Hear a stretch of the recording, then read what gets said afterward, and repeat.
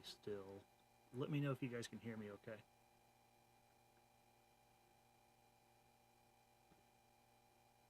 I know it'll take a minute.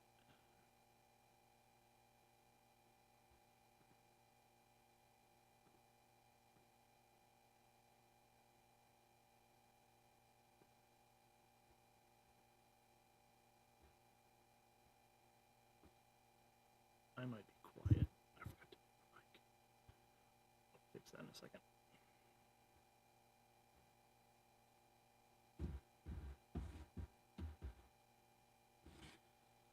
Run a little behind. The weather is crap. I don't know where everybody. I know there's a couple of you on here. I don't know what the weather's like for you guys, but it's like negatives here. Sorry about that. Hopefully that's better.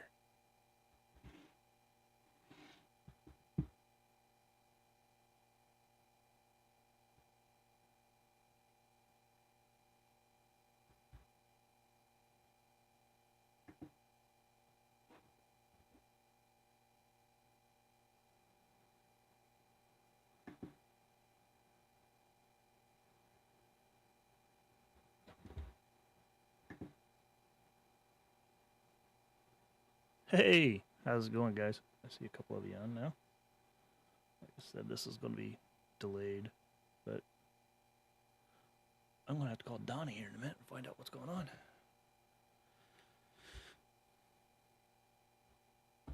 Where is Donnie? Okay, cool.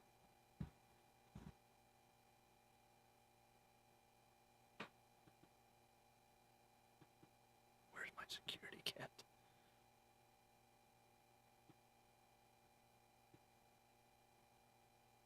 I don't have a security cat.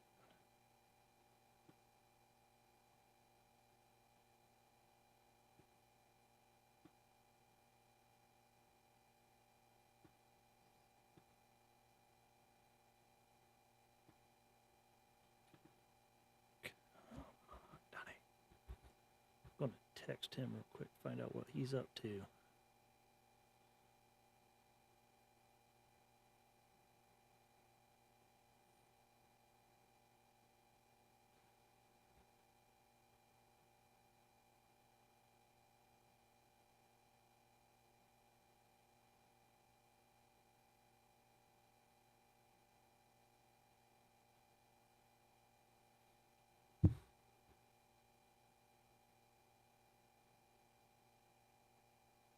Thanks, Jim.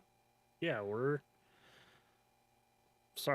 typically a little bit better than this, but tonight we're running a little behind, trying to find out where he's at. But how's the weather for everybody? Like I said earlier, it's negatives here, so it's a little cold.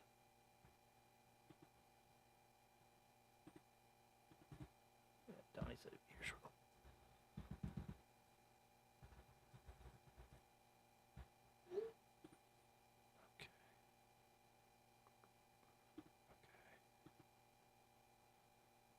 Okay. Donnie responded. He'll be here in a little bit. That's good. Get this. I decided to upgrade software today, and that was probably a bad idea. So, okay. And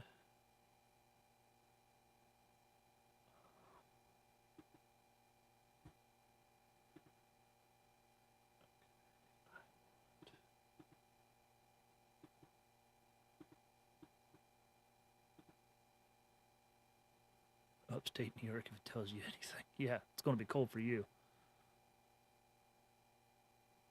28 in Kingsport, Tennessee. Not freezing yet, but the rain just passed. Lots of flooding. Yeah, the weather's been interesting everywhere.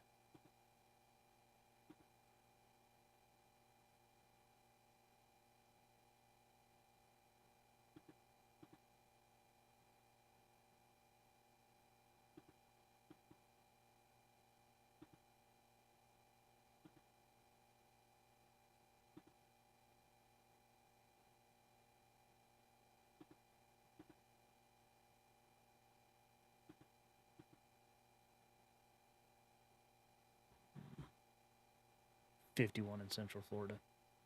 That's not cool. We've had the fireplace going all day.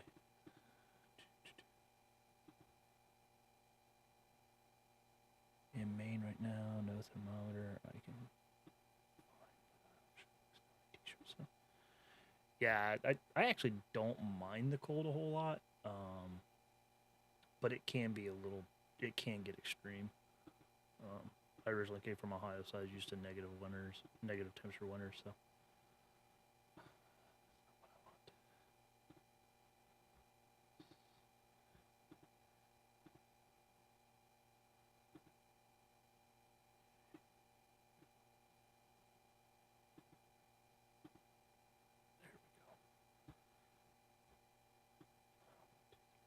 Here.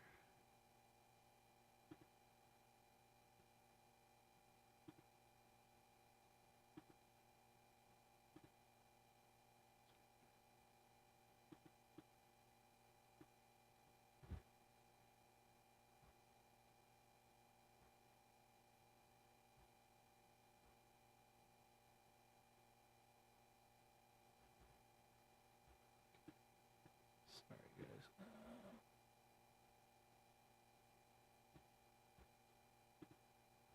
This all set up here. So when Donnie joins, everything works.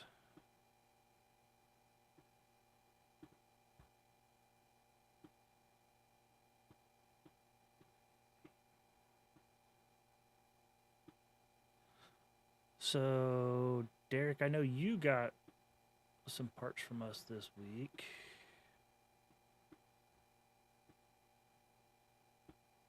Jim, you said you just got your kit from... Jim, you ordered that directly from Donnie, right? Did you get the Gen 2?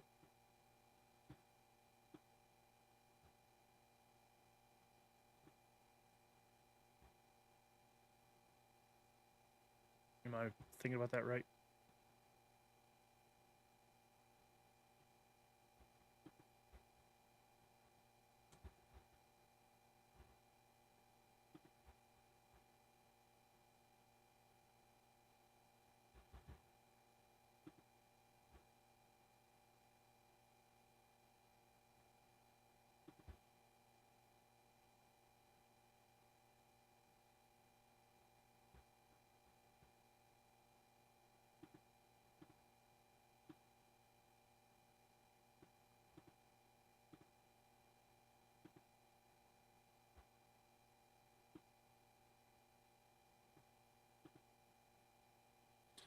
Yeah, Gen 2. So, Jim, did yours come with the new TFI harness? If you just ordered it, should have, but...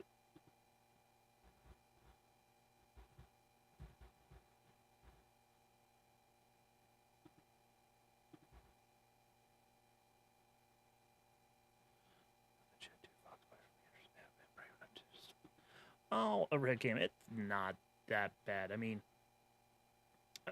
I can say it because he's not on here yet, but it's not as easy as the plug and play kit that we make. But it is it does make things a lot easier. So, you could do it in a good weekend with not much issue.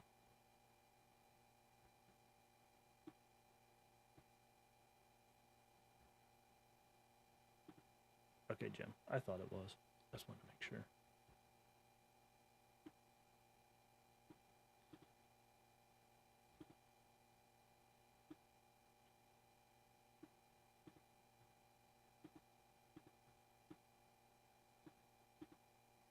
Okay, well, I have everything set up for Donnie when he gets here.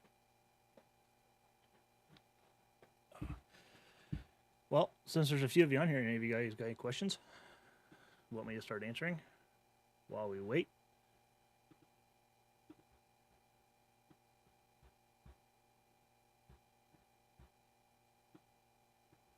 If I click away, I lose the chat. That sucks.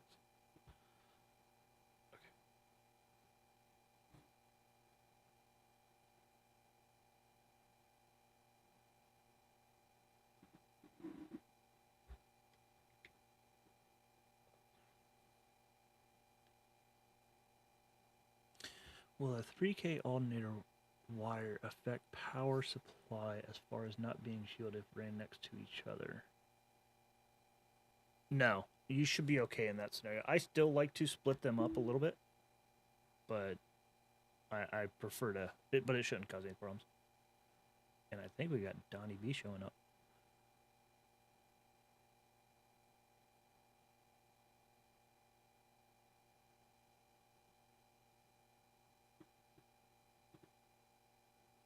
Donnie!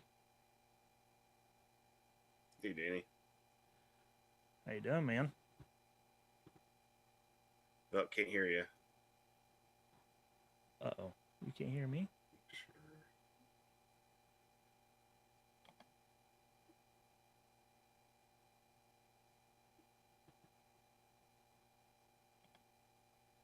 Are you sure you can't hear me?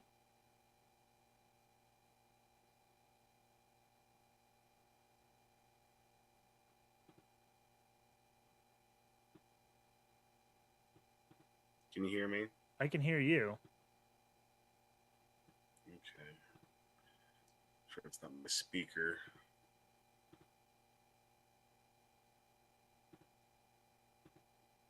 Yeah, I'm not muted. All right, everybody, we've got Donnie. Just let's see if I can fix the audio issue here.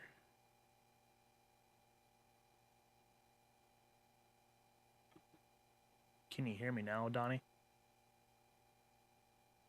No? Doesn't sound like it. Okay. I think it's treating my mic like a speaker. Okay. Yeah, Donnie's working on his audio. Okay. Go to the border. You can fill those cubicles.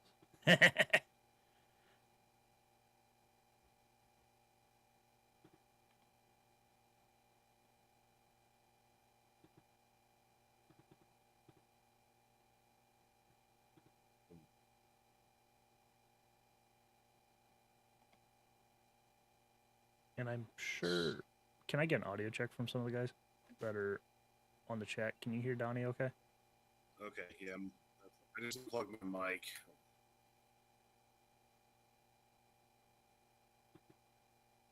Okay, microphone's on. Okay. But I think it's saying it's counting as my headphones. Uh-oh. Technical difficulties tonight.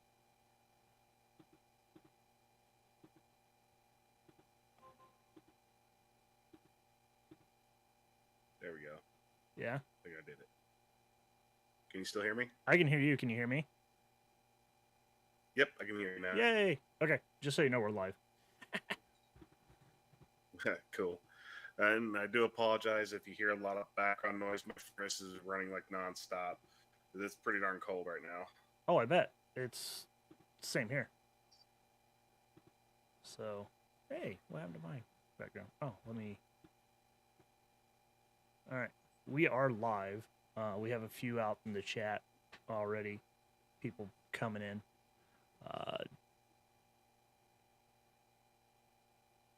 You should be able to see Donnie now, guys. I switched this over. So, but yeah, how's it going, man? It's been interesting. No, it's today was kind of interesting day because we're at the beginning of the year, and normally in years past, what we've done, I'm talking like on the Anderson side, is we try to figure out what we're going to invest our money in regards to inventory, what we should stock up on, what's going to be hard to get, because it always happens where you plan ahead and then it's not enough or too little, too late kind of deal, and it's weird because normally we get a sense of these things pretty early of what's going to be in or whatever, but it's been odd as that it's been kind of a slow month for me in regards to like sales, but I've been doing a ton of like smaller things that take time to build, and like there's been a ton of those. Like surprisingly, I haven't really been like Terminator X kits and stuff. I actually have them on the shelf, and like you were telling me, you're about to get a PO done for me and stuff Yep. like that. So I'm gonna be good on inventory, I think, for a little bit. So little side tangent. I'm just trying to get my bearings for starting out this year and stuff like that. It's been busy. Like this week has probably been the busiest week I've ever had in January since I started working there. But I'm just kind of surprised. It's like stuff I haven't sold in quite some time. I've been selling and stuff that I figured would like, have left off the shelf. I still have, so it's just weird. So, and of course, today it was like 4 degrees out when I was taking trash out of the warehouse. Drove me nuts, and that kind of pissed me off a little bit. But it's winter in Illinois. What can you do? Yeah. So anyway, that's my take for today. Yeah, before you jumped on, I was complaining about, it's negatives here, and it's like, this is ridiculous. But, it is what it is, unfortunately. Global warming.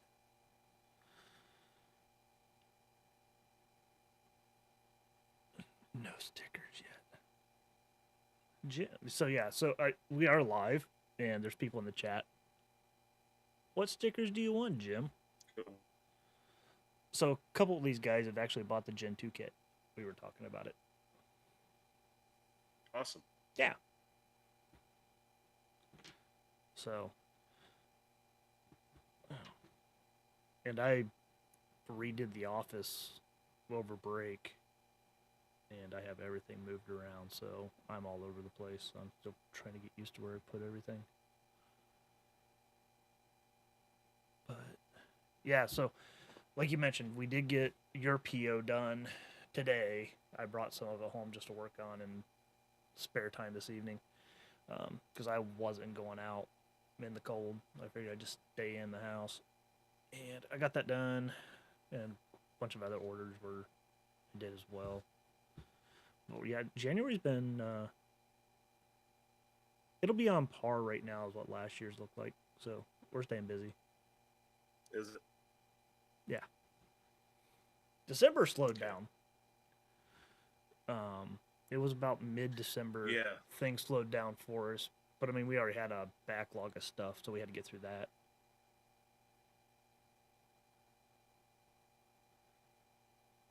Yeah, it's weird.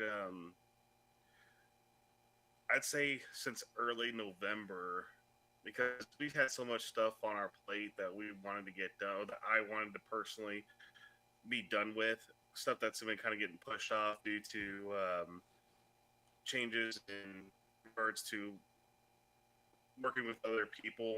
Yeah. When I say that, people that get stuff done for us and stuff like that. I wanted to try to get some stuff just knocked out, stuff that's been kind of getting pushed off. Most notably, the 351 Windsor swap bracket for Fox bodies. That's been just kind of like on the back burner and stuff. Like we got an official, we got an official SKU number for it and everything, and the only thing left to do is, and my fabricator's even got like a CAD drawing of it built and stuff like that, so I see how he's gonna do it. And I got the SKU number. The only thing I don't have is like the pricing on it, because once I figure out what his labor is going to be, then I can actually price it with the material and stuff. And it just seems like that just keeps getting rolled over. So what I did was, I'd say at the beginning of November, he finally knocked out some power pipes for me, and I have a bunch more for him to make. But I just put my foot down and say, you know what? I know that you can knock the pipes out quicker, but we need to get this Windsor bracket done. On getting that pushed back, and that was almost over a year ago now, probably, that we started that endeavor. We already got money invested in that, R&D time and stuff. We bought a TI Trip Supercharger kit to be our model kit, I guess you could say. Yep. And so I just finally said, all right, more power pipes for now. We got to get this 351 Windsor swap bracket done. And surprisingly, I still get calls probably a couple times a month for that. And so I'm kind of excited for that to come out and stuff like that. But it's a weird transition, because when you work with a bunch of different people, like different manufacturers, places to get supplies from and stuff like that, kind of throws you off a little bit when, if you can get certain parts of a kit done, but then you can't get the other piece, and you're sitting on money you've already spent on stuff that you can't do anything with. And so I finally decided to say, and I talked to my boss about this, so he understands. But and I talked to my fabricator too; he understands as well. So everyone's on the same page. It's just one of those things where it's like, okay, I could keep pushing it back because it's not like no one's bought anything yet. At the same time, we've got money invested. It's over a year; it needs to get done. I'm sure you could fall into this category because Oh we've yeah. been talking about it probably for several months in regards to the adapters for the early modular Fords and Yep. stuff like that. So, but the reason I brought that up is I want to segue to you in regards to 2024 for those adapters and any future projects you may have that are already known, but where you're kind of sitting at the beginning of the year. Yeah. So real quick, one person even in the chat just jumped in, even stated, some of the materials it takes them, steel and aluminum, it takes 6 to 9 months, which is it's not convenient, right? Like it does cause a headache. And if you want, Donnie, if you're curious about the chat, you could pop open and mute or lower the volume on your phone, and you could bring up the YouTube and see the live chat if you Okay, want. I mean, it's up to you. good Um, call. I'm going to do that right now, so in case you get questions, I can see it. yeah. So, yeah. So, we just announced this week um, the cam crank harness that's now officially out. That's going well, which I'm excited about. I was hoping to have it out in December, but like materials, we had a delay on the cam connector, the cam sensor connector, where the original vendor that we were going to get them through um, backed out on us at the last minute. And luckily, we had somebody else lined up. Same connector, it's just they didn't want to supply to us because we don't buy in bulks of 10,000. Um, that's just not going to happen anytime soon. And that same scenario is what kind of hit us with, what can I say that? With the 96 to 98 stuff, right? Like, we're working through that where some of the stuff takes, sadly, a year plus just to get the commitments in. You got money tied into it, like you were talking about how you've already pre-purchased a bunch of stuff, and you have nothing to show for it, and it takes a lot of time. So we're kind of in the same boat with stuff like that too. So but 96, 98 stuff's coming along. We did get. I'm 99.9% sure we have all commitments in products on the way, so we can get that stuff. Uh, Start to get larger orders and kits built and get those ready. So that's going to be released hopefully. Don't quote me on this, guys. Hopefully within the next month or two.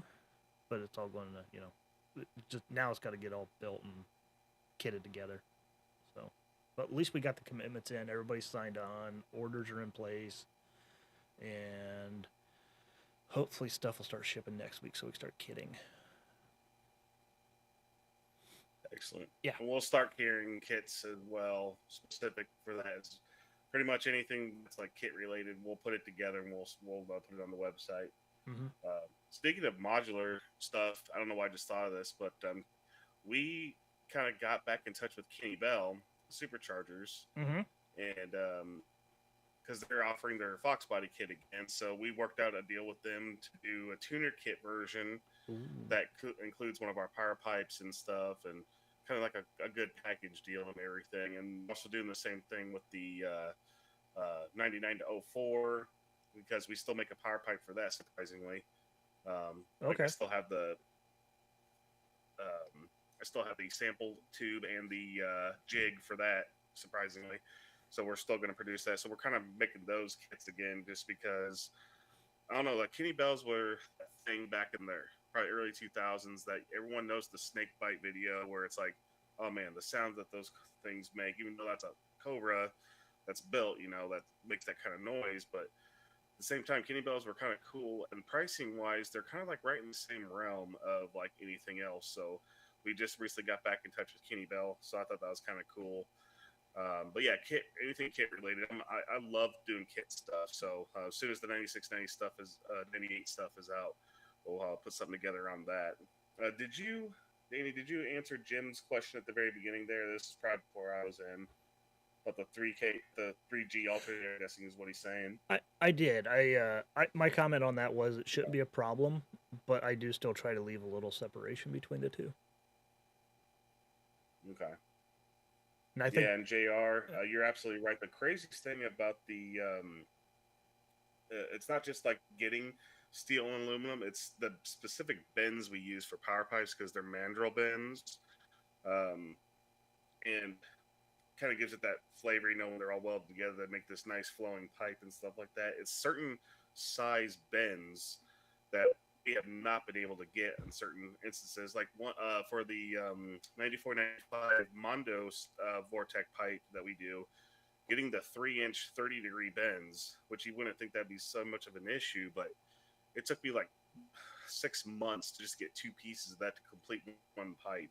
mhm. No, I finally got some in. I just got to get it welded together. But it's like certain bends have just taken us forever to get. And yeah, so I get that. 6 to 9 months people will complain all the time, like, hey, you guys sell a product. I ordered it. I know it's on back order, but hey, it's been 2 months. Where is it at? It's like, well, you got to understand, like, we don't invent or we don't make the steel, at our dealership. So we have to rely on sourcing that material and stuff like that. But yeah, 6 to 9 months, it's like almost the new norm, right? Where probably 3 years ago now, maybe 4.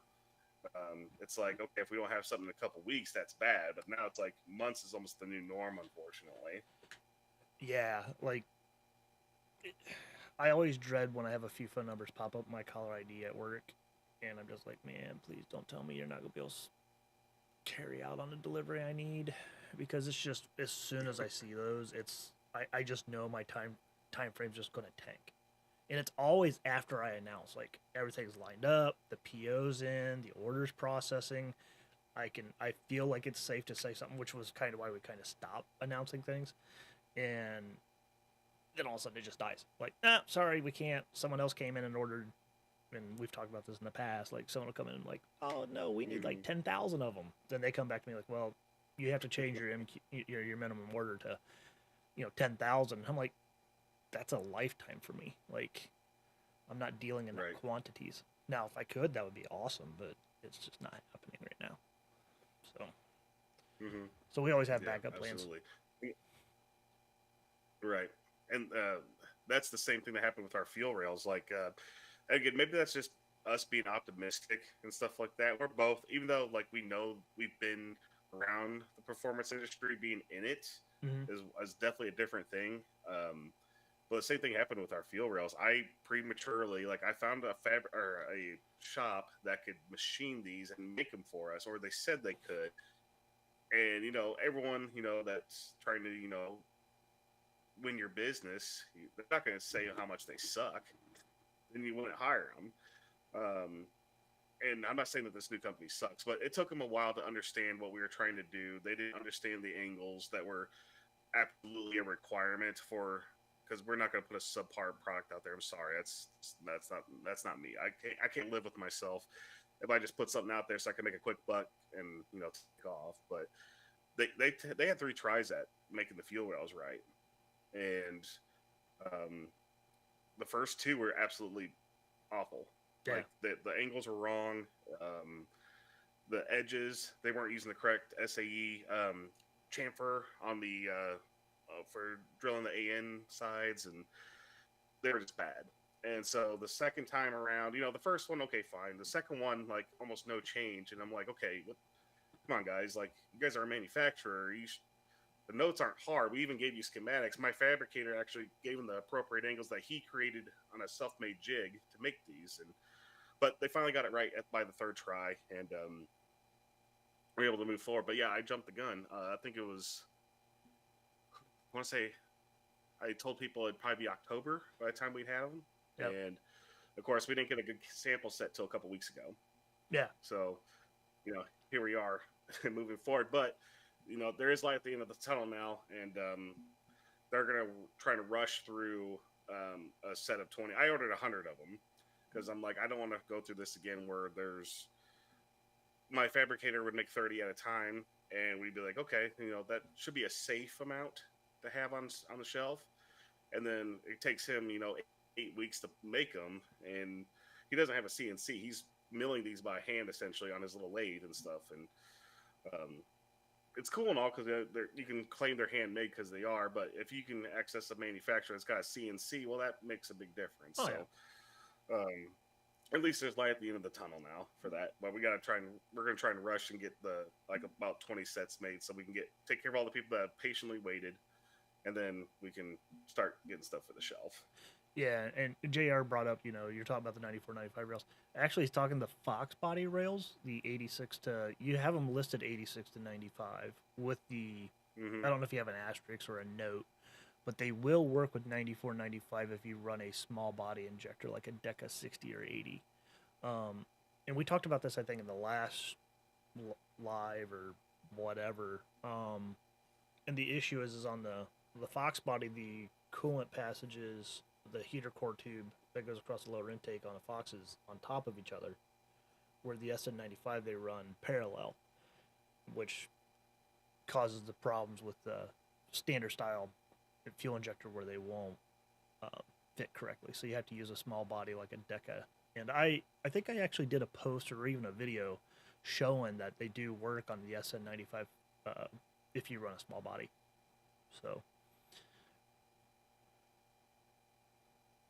Yeah, which in reality, if you're running aftermarket fuel rails, you're probably not running a stock 19 pound or 24 pound injector to begin with. You're probably running something like that, or an FIC, anything that's got the small body with either adapters or, like you said, the decas. So, but yeah, I did adjust the listing or the yeah, website to say that you're going to have issues with coolant passages if you run a fat body injector. So, yep. I mean, well, and we it's didn't want to change the design. You can yeah, run a small body injector and be okay. yeah. Well, and I mean, today it's not like it was when I first got into this, where you had to run, 42-pound injectors, fuel pressure out the wazoo, 60, 70, 80 pounds of fuel pressure, because 42 was the biggest injector you could buy, and even then they couldn't get cars to idle properly and this and that. And now you can throw a Bosch 210 small body on the car with a standalone and it'll idle like factory. So the world Yep. has changed quite a bit. I think I saw something coming. Yeah, absolutely. And Jr., you're right. The rail is angled on purpose to be able to avoid the distributor cap, so you don't have to run a port fitting through like the number 6 and 7 at the bottom, like all the other rails on the market Yep. do. They're very similar, except they don't have a welded fitting on the end, like the not behind bars Yep. race cars. It was behind bars. Behind Lens bars. Performance. Oh, Yeah. yeah. Behind bars was the first one that had the 30 or 45 Right, degree right. knockout. Yeah, them and Glenn's did that. Yep. We thought we could do it without doing something like that, and we did. So Yeah. by changing the angle, we still had fuel ports going across all 8 injectors and stuff. So yeah, it works for both Fox body and SN, like Danny was saying. With the SNs, you need a thin injector to avoid the coolant passages or remove the coolant passages altogether. Yeah. If you're not running a heater core or something. You could always change it So over yeah, to they are AN. angled to be able to avoid the distributor on both model cars. Yeah. You could always switch over your coolant tubes over to AN fittings too, and Yeah. go that route if you really wanted to. But going back to announcing things early, like I was just talking about it tonight. We originally announced the 96 to 98 was getting ready to be released March of last year. Said it was coming over the summer, and then we had a bunch of different vendors change things up on us, and look at where we're at. We're now getting to the point where we can get it out, and I'm like, after that one, I'm like, I'm never announcing anymore. I'm done. Like that hurt. Mm-hmm. So I get it. It's still a fun market to deal with right now, like the whole dealing with vendors. And just so some people realize, Donnie over at Anderson, they deal with a lot of small companies, like the people who make like your power pipes and your plug wires, right? Your plug wires. That's another guy that does them. Yep. You guys like semi-local to us. He's about an hour away. Yeah. So you guys like working with smaller businesses, which was another reason why I liked working with you guys too. Versus the corporate corporate folks that don't care about the little people Yeah, and I anymore. think people can probably realize in regards to like even like the bigger name stuff like Holly, we took that and went to a whole new direction with it, working with you to kind of carve out our own area of it versus what everyone else was doing, just buying stuff, calling it a kit, putting it on the shelf. And I think the only major company that we work with that's big now, besides Holly, is probably now that Vortec is combined with AFR, SCAT, and Procar and stuff like that. Um, Even though they still kind of treat us like a good relationship because we still have our own SKU number with them for our kits and stuff like that. But yeah, like working with them, it seems like they're moving more towards that bigger business model where um, instead of like things like, hey, I need to get these components to kind of put something together here. It's now like, hey, we got to go up the chain to see if we can even do that anymore. It's like, oh, okay, is that where you guys are going? Okay. Yeah, it gets to be too political, Hmm. internal politics, on that stuff, and Yeah. we've dealt with it too. It's Yeah. it's an interesting development on things because it really does start to cause problems like on like your kits and trying to make a minor change or oh you're only going to order 25 kits this month. No, we want you to order 100. Like they start to try to force that stuff down your throat, and it's tough. I get it. Like it would be nice to be able to say, yeah, I'll order 100 because I can, have them out the door in the next couple of weeks. But we don't know what that looks like. Yeah. And think we did just I don't have the final numbers because remember we did Gen 2 like what starting in May of last year? June. June. June. So I think we sold well you might even have the number. How many harnesses did you adjust for me from June to December? 6 months. Hold on, I'll tell you. Log in, tell you. And the reason I bring that up is because the way that the cycle goes, for the most part, in regards, just from what I've seen, I can't, talk for any other company except our own here. And I don't mind sharing this because I think it's par for the course for like maybe customers that are considering buying performance parts. Usually, like March or April is when it starts ramping back up again, and that's when you want to have stuff on the shelf. At least that's the way we've looked at it in the past to kind of hit that tax time / springtime to where people are going to be ready to tinker on their cars again and get them out and going.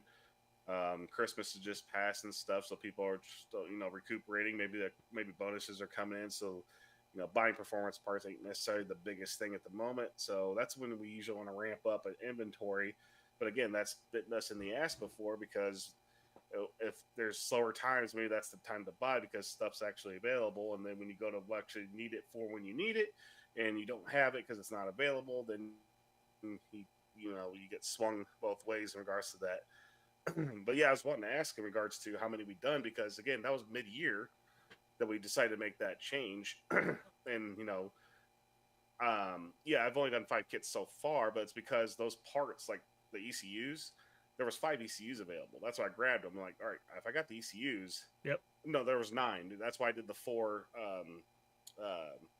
SN kits or SN adapters. There was 9 available, so I did 5 of the Gen 2s and then 4 of the. Did I do 4 or 3? I can't remember. You can tell me. On this PO, 3. Yeah, 3. So that must be what it was. That's actually hanging right there because I'm down in my office, so I have it right here. So we did a little over 100 of them last year for you. That conversion. So I think that's actually pretty good because that's an easy comparison compared to like everybody else. I don't know what LMR selling or there was a lot of people on the Facebook page complaining about how expensive mine was and that they can get them super cheap from some other place and stuff, which I've never looked at it, but I'm assuming they're the same as everybody else's. And I'm like, I wonder how they're doing because, like, yeah, we done 100 of them, and that was only like through 6 months. Mm-hmm. And I'm going to keep it going as long as people still want them. Yeah, and as long as they're still willing to do them. Yeah, I mean, it was something like, I'll be clear on it. I mean, you came to us and you're like, you kind of projected like 6 a month, and you blew that out of the water pretty quick, um, which was fine. Like I didn't care. Um, the, and I'm glad you did it. Like I'm glad that you're doing them. And I don't know if Jim's still on, but I mean Jim and another gentleman on this, you know, that were in the chat, they both have the Gen 2 kit. I think they're both installing it. It's it fixes a lot of the problems that Holly's original harness had. Now, granted, it's still a Holly harness; it's just modified. Mm-hmm. But yeah, I mean, it's hard not to recommend it, and it's not because I'm recommending it because you know I have a part in it. It's to me like it's what I would recommend to somebody, even if I didn't have a part in it. It's all Ford connectors. It's got the IAC fix. Um, Now it's coming with a better TFI adapter. All that stuff sets it above the others. Yes, it costs a little more, but you're also getting support from you guys as well. And that's the part where I kind of preach it every time is stop saying who's got the best price because that person's not going to support you, and they'll be the first person to complain that nothing works or there's no support. Sure. Preaching to the choir. And another thing that's probably going to change. Excuse me. Another thing that's probably going to change coming into this year, and I don't come at this lightly, but just looking at what. Well, Dana, you got to see our shop. Yeah, man, you got to see kind of what we're working with and stuff like that when projects come up and everything. And we're still on that Fox body, by the way. That thing's had bad fitment issues with the stock K member, that giant oil pan and stuff. We finally talked the customer into doing a tubular K member and stuff, so we can get that thing finally done. But I've been finding more and more lately that I am getting a lot more technical and support questions that usually require a good amount of time on the phone. Yeah. And I think what's probably going to happen this year is that I'm going to cut off tuning altogether. Yeah. And dyno things. I just won't be involved. I can't be because, especially like if you want to do a good job tuning a vehicle, you can't spend 2 hours on the dyno and call it a day. You just can't. No. You need like a day, sometimes multiple days, to be able to dial something in properly to where when it leaves the door, you don't have to worry about them coming back and saying, "Hey, this thing doesn't run right." And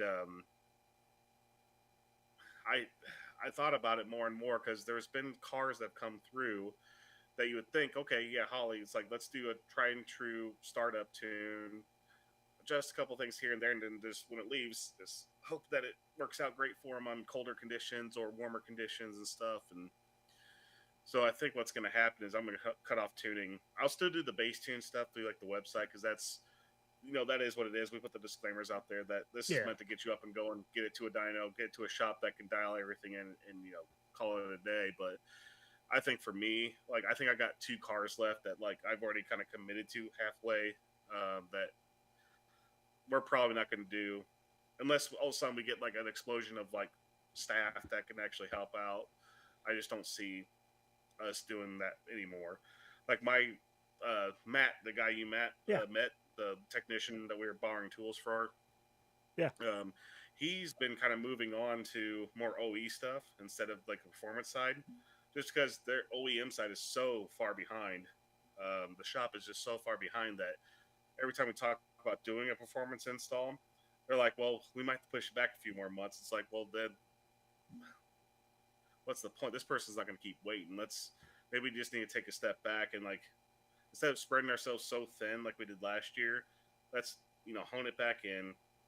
And if people are going to call me with support questions, which I'd rather do that.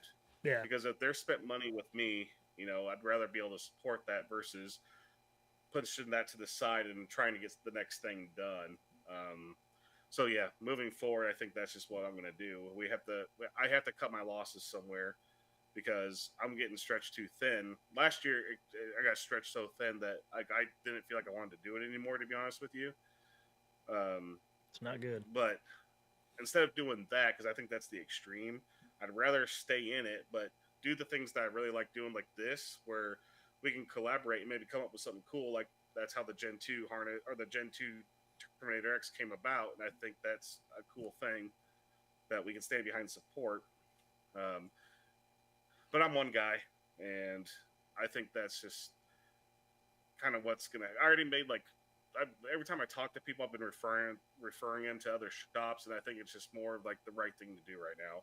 Sucks, but at the same time, I can't feel comfortable taking a car in and be like, okay, I'm going to charge him a couple hours for tuning, and then it's like, crap, I need this thing for a day, and I can't charge him.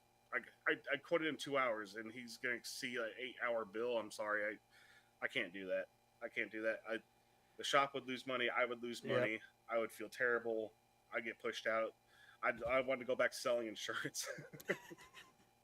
And I've been there. That's not fun. So I do want to go back. Jim, you asked a question about no stickers yet. Can you elaborate? What stickers or who are you looking for stickers from? And JR, yeah. 2 hours is basically a startup. That's a firmware upgrade, going over the paperwork that the person filled out to make sure that you got the right injectors and everything. It's 2 hours, barely the basics. I'm usually 6 hours minimum for me when I do one, and usually turns. I mean, we into made 12. a change. Heck, just last year we changed our documentation in regards to tuning. Because back in the day, combinations were like, "This is it. This is what you got. This is what's gonna do." And a couple runs on the dyno, you're out of there. But combinations are so much more elaborate sometimes, and with tuning systems like Holly or anything really anymore that's standalone, you can put whatever you want on a car. Most likely, you can make it work. But yeah, the 2 hour thing and stuff. The only reason I'm glad Jr. I'm glad you're one of those guys that can understand that. Not everyone can think like that, and they get mad at you and makes you sours your whole day if something can't be done while they're there. But like I was saying, we changed our documentation to where there's no waits for tuning anymore. You have to drop the car off with us. Just because the nature of the game, say you're tuning a car and it's not done yet, you come in for your appointment, you expect to be there for 2 hours and then drive the car home. Well, if I'm not done with the previous car or I need to go back into the warehouse to ship out some stuff, I may not even get to your car that day. So yeah, and that was happening more and more. Like things beyond my control. Like, hey, the car was supposed to have this item on it. It doesn't. Or hey, it's not wired up right, so we got to go fix that real quick. And I'm Jim. Jr. I'm glad you said that. I'm glad you understand. There's a lot of guys that do understand, but there's a lot of guys that don't. More. And then if it's going to cost them more money, they're not going to be happy about it. So that's why I think it's necessary to step back and change some things up a little bit. Yeah. Hey, Jim, go to our website and send a message, or on Facebook, wherever. Send me a message. Send me an address. I'll get you over one of our stickers. I know he's just making talk, but I'll give him a sticker. I got some. Our first design, and these were a mistake, were these tiny ones. I thought that was a key you're holding up at first. That's how tiny it is. Like I screwed up. And I have like a ton of these, and I actually like them. But this is the one we typically give away. That's usually what comes with all of our products. That one. Just throw a bunch of them in your adapter boxes. Yeah, we usually there's usually always a sticker with our adapter. Anything that's usually if anything that's purchased from us direct, usually there's a sticker in the box. It's pretty rare that there's not. So. I usually try and throw decals or something of ours into orders as well. I've been going through a lot of them lately, so if there's some that don't, my apologies because I ran out.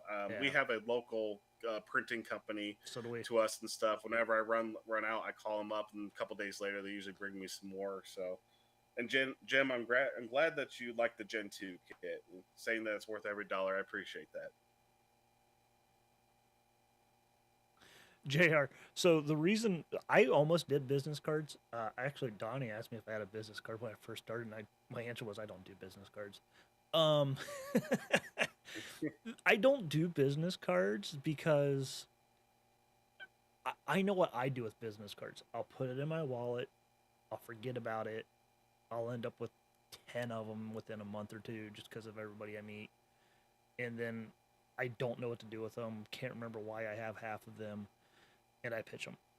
So I like to use, I actually have a custom sticker one done that's not, and I don't have one on my desk, that's similar to like a business card's length, but it's our logo with our phone number and web address on it.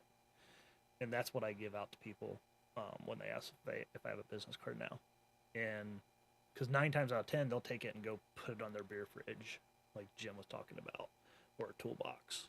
And then now it's always there versus they might have it for a couple months and then they pitch it.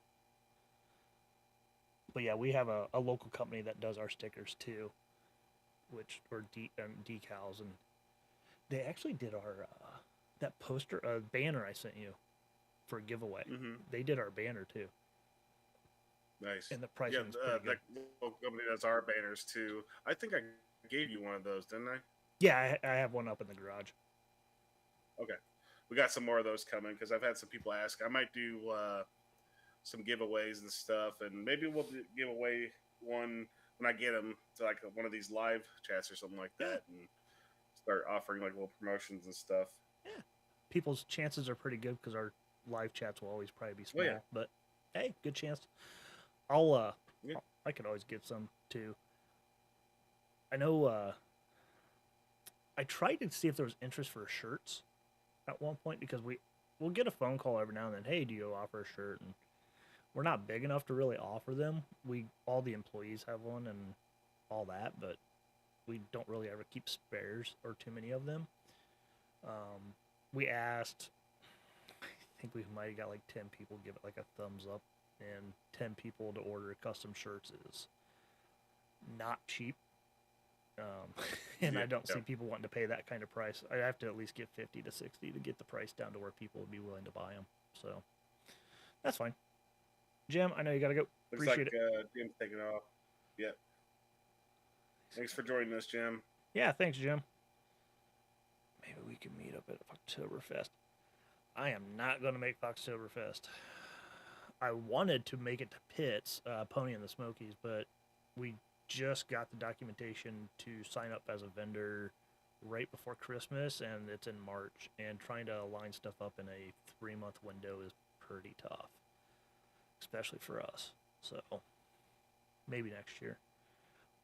Let's see. And that's another thing that I really missed out on last year because there was some places that I think it would be fun just to go to and to meet up with people, especially people that like I got introduced to through like guys like Nakia and Dan, and I can't swing it. I work every other Saturday too at the shop. I have to be there, and I have to be at the shop. I can't just close up and go to events and stuff. Like again, I really hope that. And this isn't my call. It's I don't own the business, right? It's and the car business is really weird right now. So I'm connected to Anderson Ford, the Ford dealership, but Anderson Ford Motorsport is a separate thing, but they're combined in regards to like a business, I guess you can say. So it's not my call if I want to get more staff and stuff. It's more of like, all right, we're doing well. We're growing good enough. We can swing it and stuff like that because it costs a lot of money to hire employees, and so I just don't think that I'm going to be able to do any events that are local to me. And that's a shame because I really want to do some. For takeover and stuff, like I've been asked to set up a booth there, and then also I've been asked like if I'm coming. It's like any of the events and stuff like that. Even like this, like Darren over at New Rad Solutions, he's been going all over the place, like the different shops and stuff, doing installations on his new product, which is awesome and all. Um, and Darren saw it because he was asking me. He's like, "Hey, are you gonna go to the one up north in Michigan? What was that one? The Detroit City Motor Yeah, something? Detroit. Yeah, I remember. Detroit Motor City Fest or Yeah, whatever. something Yeah. like that." And I'm like, "Dude, I'd love to, but I gotta work Saturday." Even though it's only like probably like a 6 hour or like a 4 hour drive, I think it is from Clinton. Um, it's like I get off work, I'd have to drive there, and then I'd have to drive right back, and it would not turn out great. So believe me, I wish I could do more events and stuff like that. Yeah, yeah, Jr. talking about Carlisle. There's a bunch of like Oh yeah, really cool ones. I've been to Carlisle Chocolate once. Fox. Yeah, Ford Fest. Rick Anderson asked me if we would go to Holly Ford Fest and stuff, and he was trying to convince Randy, the owner of Anderson Ford. He's like, "Hey, why don't you like close up shop, let down, and go down to Bowling Green?" And that got axed. So, um, I I, yeah. I didn't go. I didn't go 2023. I did go to Holly Ford Fest in 2022. 2023 it overlapped with the NHRA race that was here local, and already had tickets for that. There was no way I was skipping out on that. I'm going. So this year for me, Ford Takeover. I've already got my hotel booked. Everything's lined up for it. Awesome. We did get invited to a Celine event that is Oh, in okay. Branson, Missouri. I gotta check the dates on that. I think we'll be there. Because I mean, there's no way for me not to want to go to that. That's like 2.5 hours away. Like that's really close. Um, like I said, I was going to try to do ponies and the Smokies, but they didn't get. And we tried to reach out to them in like June or July of last year, and it wasn't until December when Wow. we finally. And it was actually the person that puts on SCOA, the Saline Club of America event. He's the one that actually gave me the number for the person in charge of ponies and the Smokies, and I reached out to that person and was finally able. And they didn't really have an. He didn't really have an explanation on why people weren't getting back to me, but he finally gave me everything back, and I was like, well, crap, at this point, it's just too late. But so definitely we'll be doing Ford Takeover, most likely the Celine event. If Holly Ford Fest doesn't, it is not in the way of any other events at that time, I'll try to do Holly Ford Fest this year, and that might be it for us. Just it's also hard because like if we go away for events, that means nothing's being built. Kits are not being kitted. Harnesses are not being built out like people want. Um, it's tough. So I get it. Mm-hmm. And summertime is really tough because it typically ends up just being down to like two of us. Yeah. So we really get backed up in the summer. Oh yeah. Foxtoberfest is the other one. That's the one I couldn't think of. Overhead Cam talked about Yep. the different events. Did you go to Foxtoberfest, I, Danny? I have not. Okay. I heard that one's a really good one, just because the sheer number of Fox buddies that go there. Yeah. Problem is, I'm not a big Fox Body guy. I know. You'd be out of your element. Yeah. I mean, I it goes back. I mean, we've discussed it. I'm a big SVO guy. I own some SVOs, but outside of that, I'm not a big Fox guy. But I would like to go and represent our business there. Uh, Mm-hmm. but I just timing is the problem, and then figuring out if I can actually make it happen. Sure. Yeah, I get that. Well, I mean, and some people's like, well, just do it. Like the problem with like trying to do ponies and the Smokies is a great example. It's not until March, but trying to get things lined up for my day job to get time off, not a huge deal. But then it's getting everything lined up for the business, getting all the forms done, payments paid because you got to pay for your spot. You got to make sure everything's lined up for you. Make sure you're going to have power if you need it. All that stuff. That stuff does take a lot of time. Now for takeover, it's not as bad because it's all outside. Yeah. You pay your entry fee, and you're done. You know, they tell you where to park your booth, and you're done. It's pretty simple. And I usually take a car anyway, so that one's really easy. I'll definitely probably be doing Carlisle and Ponies when the 97 is done. When the 95 is done, I know there's been a few Celine clubs that want that car at some events, so we'll probably work it out to where if they want the car there, then they give the business a booth or something like that. Yeah. Are you gonna go to PRI this year? It is not on my agenda this year, but that doesn't Neither mean mine. yeah. But I think we discussed that the last time we were on, right before the end of the year. I don't plan on going this year unless a vendor that we support has our product in the booth and they want us there. Yeah. Or we have a customer car. That's the only two reasons I'll go this year. Outside that, I'm not going to go. Yeah. So, man, so I don't have my lower intake gasket fixed yet. You can yell at me later. But I am going to attempt to cold start my car tomorrow because it's supposed to be -10. So I want to see how my cold start is on E85. Yeah. Oh wow. So I put it back together for that. Yeah. Yeah, like I'm curious to see how it does. Yeah. I've never had problems in like the 30 to 20 degree range, so I'm not thinking I'll have much of an issue either, but I know E85 once it gets down really cold, it turns more into like a gel versus a liquid. So JR cold start tuning. Yes, true cold start tuning at this point. Right. I could probably turn it off and turn it back on and at another round and still cold start it just because it's going to be so freaking cold. But this is the time of the year I like to cold tune some cars, even some customer cars. I'll ask them if there's a possibility that we can get them to start it up. Just because a lot of the stuff we do, we finalize is over the summer. And, you know, and it's 70 degrees in the morning, 60 degrees in the morning. Those start just fine. Mm-hmm. But most of the cars that we build anyways are garage queens. And trailer queens. Sadly.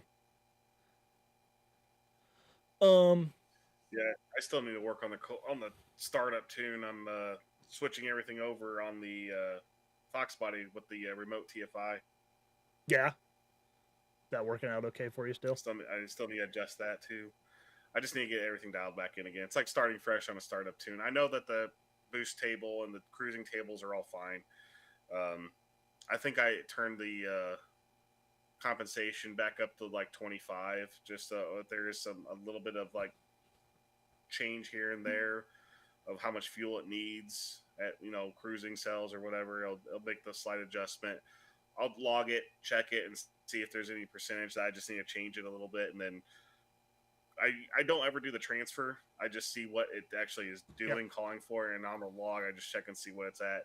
And if it's like, oh, it's a pretty consistent, like 5% across the board, I'll add 5%, remove 5%, whatever it is, and then clear that table. And then I usually like to keep my tables open at like, if they're not turned off at like 5%, just because the weather might change it a little bit. But so I need to do that still.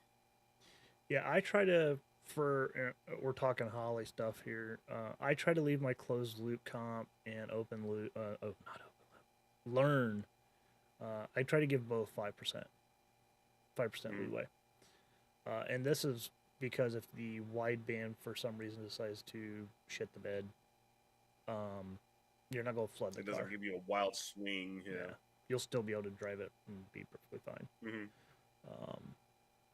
So yeah, I try to get everything within, I call it 10%, 5 and 5. And, you know, I've had good luck with that. I know some tuners out there will put them at 100, both sides. So 200%, and that just, I don't understand that one. More power to them, I guess. Yeah. Talk You to 10 tuners and you'll get 10 different answers. no, you'll talk to 10 tuners and get 10 um, different. You'll get thousands of different answers because even I will change my answer from week to week. Um, Another product that I didn't really announce, I've kind of kept it quiet, is we now have virtual consulting on our website. And you You have can virtual what? consulting. Oh, Sir, consulting. Yeah, I saw that. I saw that on the website.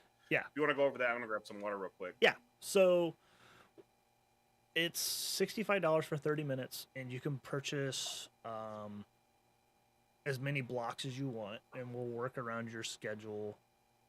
And from there, we'll help you with bass tunes. We won't do a full tune. We'll help you get the car started, maybe help dial in some things, um, help you with wiring questions. It's pretty much up to the customer, what they want and need help with. And if you don't use up all of it, what we'll do is we'll just let it sit and it'll be a bank.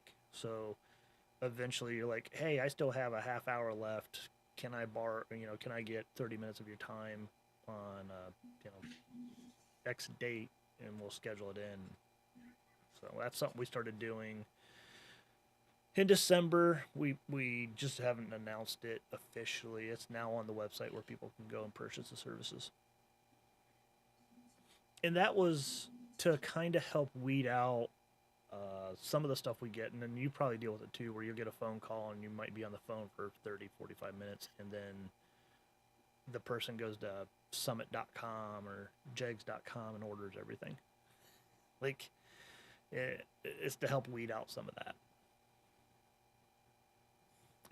And I'm pretty good about it. Like, I'm not mean to customers. Like, they'll call in, and then I can start to tell that's where they're going down the road of, hey, I want to borrow you for, like, ask you a bunch of questions. I'll tell them, hey, we have a service for this. If I don't mind helping out, giving you, if it's a 1-2 question, I'll help you real quick. If not, purchase the service and go. And it's worked out. Most people have been pretty nice about it. Some of them, you'll have the onesie twosies out there like, I want everything for free. Sure. And I'm not going to pay anything. I'm not buying anything from you. Right. Smart way of doing it. I've been noticing more and more lately that I've been getting less and less of, like, I bought from somewhere else, but they're not giving me the time of day. Why don't you help me? I'm not really getting a lot of those anymore. I'm getting a lot of people that um, one last week. I haven't heard back from him, so he must have figured it out. He bought a Gen 2 kit, went to start it, and it wouldn't fire. And he said it wasn't getting any spark.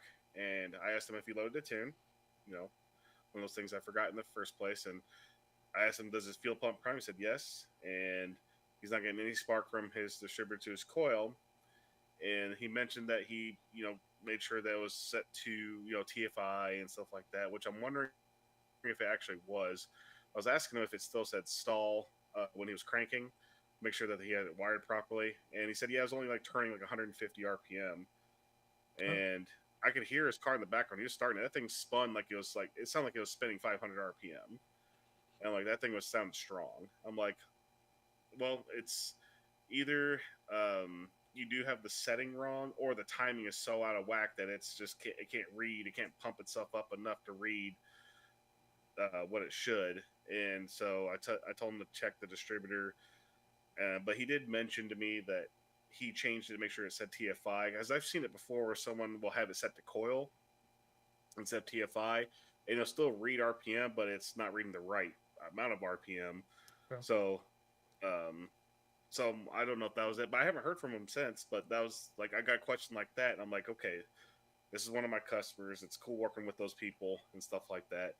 And I've been getting less and less of those, but because I think people are getting it figured out that, there's, hey, my car runs like crap. What am I doing wrong? It's like, I think they're getting the gist of it, which is really, really cool. Yeah, there was a post on, I can't remember which group it was. It was a Holland group, but someone asked, how do people troubleshoot their cars now that there's no OBD2 port? And I think I sent you a screenshot of that. I might have. Yeah, you did. Okay. And I was just like, this makes my head hurt. Like, you just troubleshoot it like like any other car, pre OBD2 or pre OBD1 or pre computer. Like, you just troubleshoot it and you'll figure it out. And the thing is you now have a sophisticated ECU that has data logging, and all the data's there. It shouldn't take Mm-hmm. you much time at all to figure out what your problem is. And then, of course, down the road, someone posted the comment of, well, it's got status LEDs on it. Look at those. And I'm like,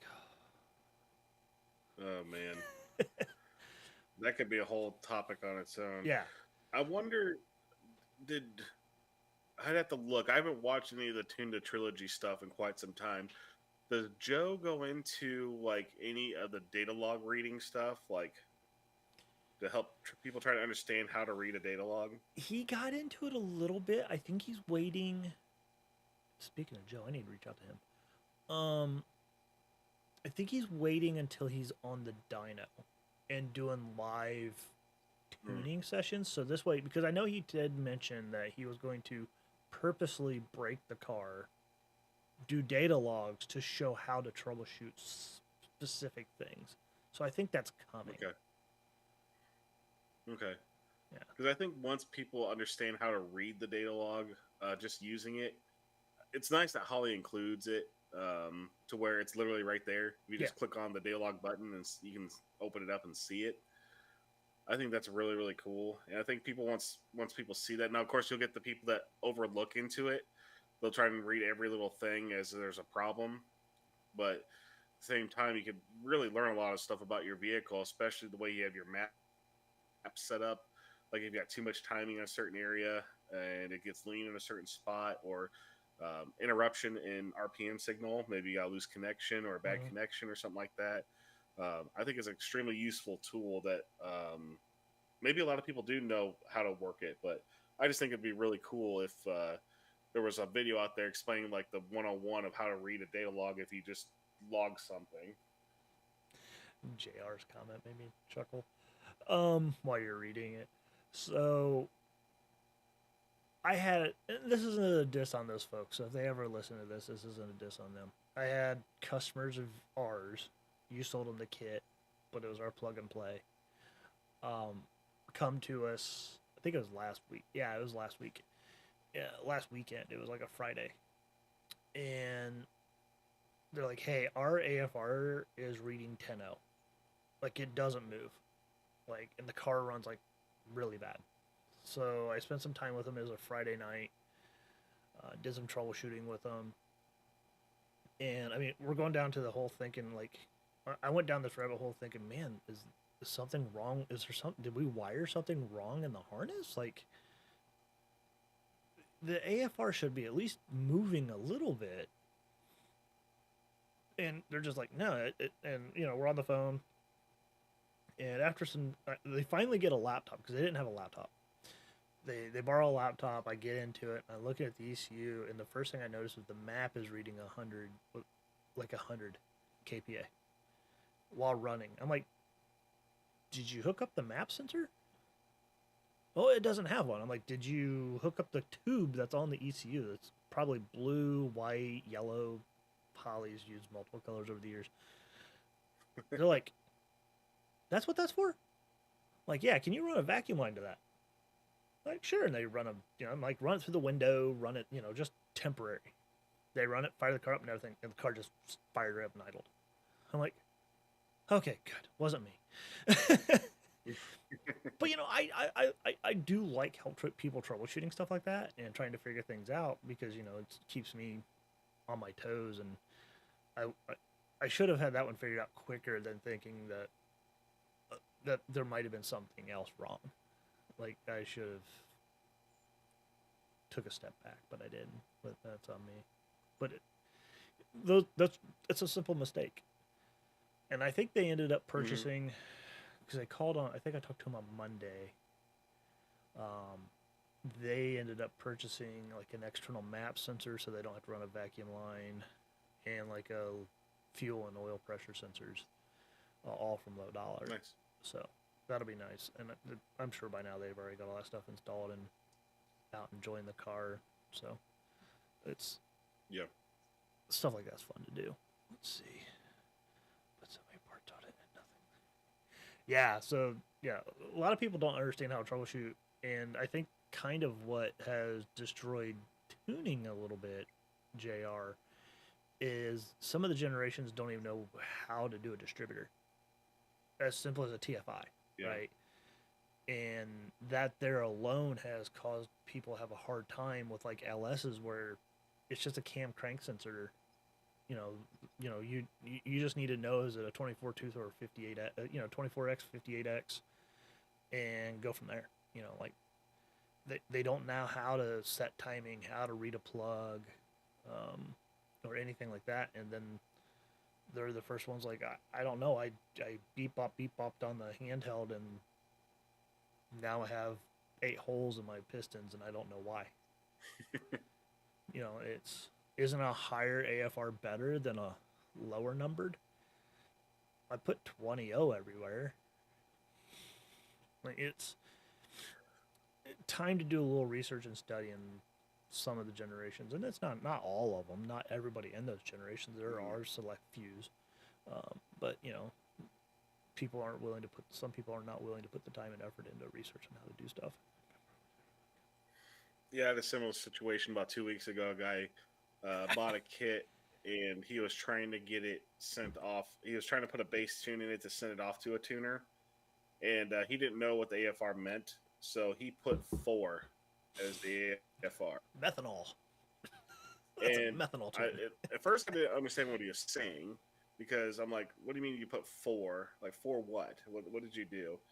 He goes, "Well, the car like will start, but it's just so rich, like it won't stay running and stuff." I'm like, "All right, did you buy a?" I couldn't remember if he bought a bass tune or not because I'm like, "Did you buy a bass tune?" He goes, "No, I didn't buy a bass tune. I'm gonna have it tuned." I'm like, "Okay." So what did you do? He goes, "I just went through the handheld." I'm like, "All right, stop right there. You're not gonna get your car to run by that." But hold on, the AFR thing that puzzled me. You said you put 4. 4 what? He goes, "I just put in the number 4." Like, wait, you put your air fuel ratio target as 4, like the number 4? He goes, yeah. I'm like, okay. So idle, just as perspective. I wasn't trying to rip him or anything. No. The guy just didn't know. Yeah. And but it was comical because you hear something like, "What's a good air fuel ratio?" 4. So so I said, yeah, just for perspective, idle target 14.0, 14.0. He goes, okay, and I'm like, okay. I pray you get it on a trailer so you can take it to a tuner. But I was like, dude, your car's not going to run at 4. That means your AFR, it's going to be loading so much fuel up because it doesn't know what to do because you're trying to put 4 as your target air fuel.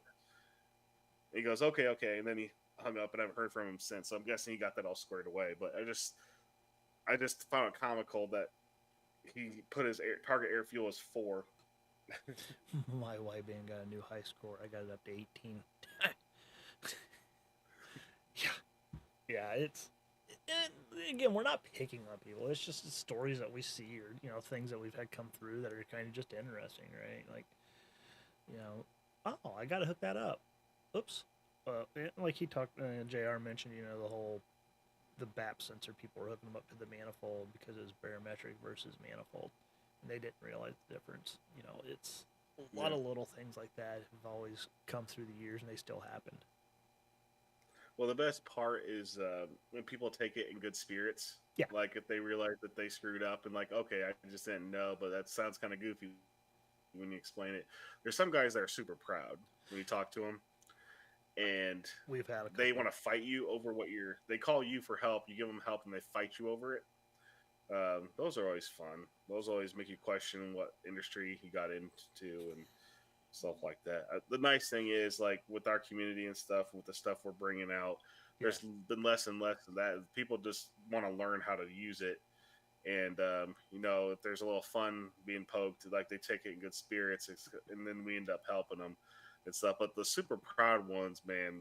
One time, this guy, he was on the Holly Kool-Aid, and he goes, "My car's not running for crap." And then it was a busy day. I was getting fed up to. I was about to hang up on him. But he essentially wanted me to tune his car over the phone with him. And I'm like, dude, you gotta just go out there. You gotta build yourself a table. He goes, well, what should it be at idle? I'm like, I don't know. What is your car like at idle? And he goes, I don't know. What would you put in there? He had like an N91 cam. It was a high compression, like 347 or something. I'm like, dude, unless I'm there in person, I can give you a baseline. And then I'd try to help him at first. I'd send him bass tunes and I'd like take a data log, send it back to me, let me Mm-hmm. see what I see. And then he complained about how the car starts. I'm like, well, we got to get the fuel dialed in and you might need to adjust the throttle blade a little bit. And then he'd call me, he'd keep me on the phone for like half hour. Heck, I'd be like, yep, go drive it around, see what happens. He goes, okay. And he'd stay on the phone. I'm like, no, you need to go drive. And then he's like, this thing's a piece of crap and stuff. I was like, dude, Holly oversold this thing. It's not going to just drive fine by itself. You got to put some input into it. Yeah. So yeah, some super proud guys that get pissed off when things don't go their way. Oh, I should show you what I got for Christmas. I'll be right back. Speaking of Christmas, the reason it took me longer to get on this live chat, my wife got me a brand new laptop. Ooh. Which I'm hoping that this stream is coming in better and stuff. Yeah. I was essentially using old like Lenovo like ThinkPads and stuff, and I told her like I didn't really want anything for Christmas, so I was like, one thing I could use, just since I'm doing a lot more like tuning like on my own cars and stuff, like I want a newer laptop. Now, if I'm going to be joining like live streams and stuff, I want to be able to get on something that's more modern, maybe has a better processor and stuff, and so yeah, I was trying to set everything up, and I couldn't find my damn charger, and that's why it took me so long to find everything. Oh, you're and fine. yeah, so yeah, my back. big gift is this nice little HP laptop I'm on. Awesome. Be right back.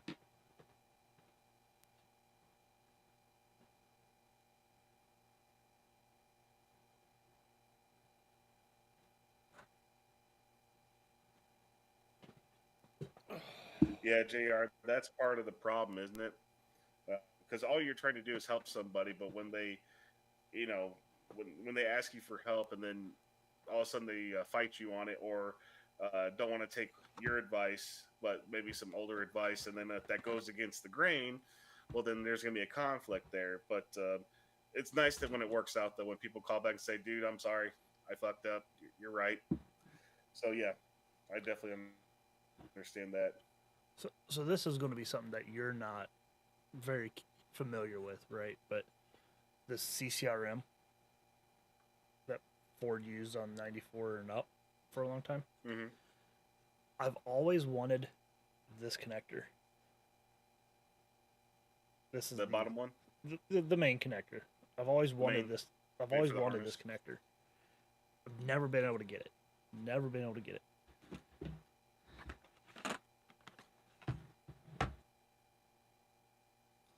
Erica located them. Oh. And got me a bunch of sleeves of them. I don't know what I'm going to do with them yet. That's the best part. I have no idea what I'm going to do with them yet. I know what you're going to do with them. You're going to hoard them, and then that's when someone needs one, be like, well, I happen to have like 77 of them. So, well, they're discontinued. They are obsolete. TE discontinued them a couple years ago. She found through one of our suppliers that they had them in stock, like 600-ish, and she got me a few of those.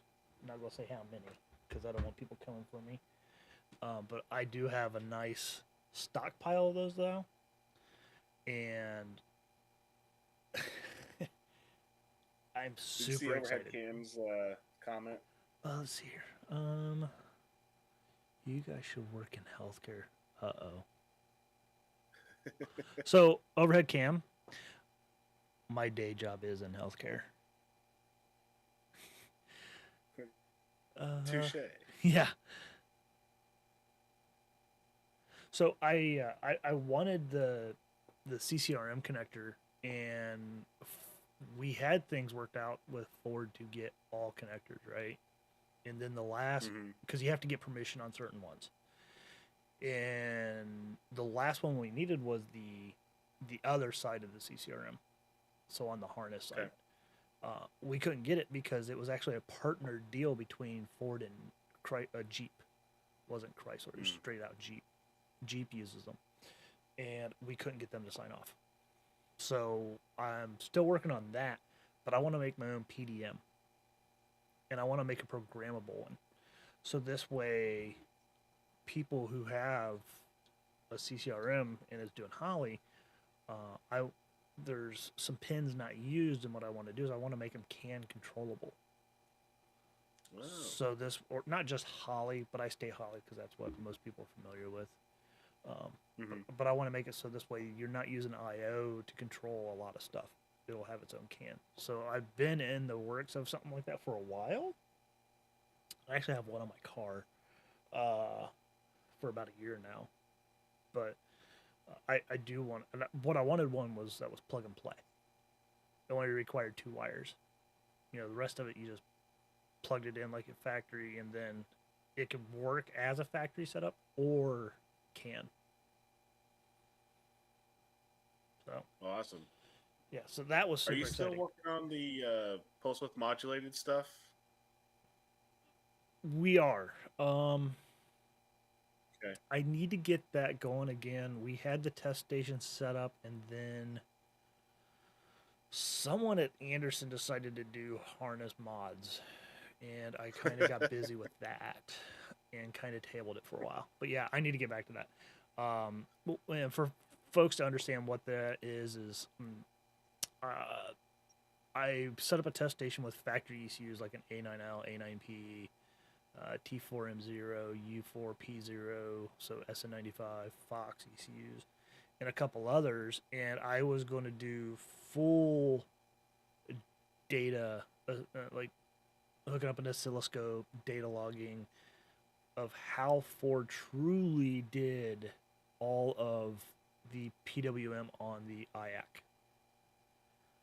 And I wanted to get it down to, because some ECUs had different style IACs. So the Fox era went through 2 different IACs. They looked identical, but 2 different manufacturers. If I remember right, one was Bosch, and the other one was, I can't remember. Then on the SN95, it was Hitachi, if I remember right. I have it all written down over at the shop. But the ECUs were actually programmed differently for those. So what I wanted to do was get all that data down, figure out exactly how they were doing it, and rewrite my PWM video on how to set up the IX. I may not need to, because I mean my video works, but I wanted to get more down into the science of it. Right. Yeah, so overhead cam, just as an FYI, I do work for a healthcare company. I work in IT there. So been there quite a while. My day job is network engineering and system engineering. Mainly system now. I don't really do a whole lot of network anymore, but I still help out when they need it. But I still deal a lot with the healthcare side of things from time to time. But yeah, so that'll probably get revisited this spring. The other thing I did, and I dropped everything off right before winter break. I took the different IACs for flow testing that we discussed. They're working on that. I had to build a rig for that. So I had to build a rig, Holly ECU, and a bunch of other little things. And then they're going to do their own flow metering on how much air each version will run, including the Fiesta valve, at different percentages. So you can see what the airflow rate's like. So that's... Yeah, that'll be some great data to release to people. It probably will never solve the debate of which one's better. No. But it'll give like people some real good like starting points versus guessing Holly's logic versus versus Ford logic and stuff. We'll have true data. It's like you start here, you're probably going to be pretty much spot on. Yeah, it's gonna be awesome. So we're getting there. We had to. Obviously, as things go on, right? Some things have to get tabled. They'll Oh, come sure. back. Sometimes they never do. I guess I'll announce it on here. We did officially table the quarter horse. Um, for those that don't know what the quarter horse is, I mean, there's only a few people on here, but for people that may watch this later and may not know what it is, Moat's quarter horse had a chip that you could use to see live data on an ECU for Fords, and then you could tune it. Kind of like a Holly, but not. Factory ECU tuning is not the same, but just to give people the idea. They went out of business or stopped completely. I think it was November of 2022. And Hmm. it was like overnight. One day you could go on their website, order, and the next day they shut it down. We decided to take on, well, I did. I decided to take on the chance of recreating it and did a lot of R&D. Actually had some beta units, had some really good success with it. Then we had somebody do market analysis on it. Reach out to, they had to go through like the Internet Archive and go to Moses' website and find a bunch of the different tuners that supported it. Reached out to tuners via the typical channels to see if there was any market and what that looked like, right? Before we just dived into it. And out of all the phone calls they went out, which was, I think it was somewhere around 50 shops.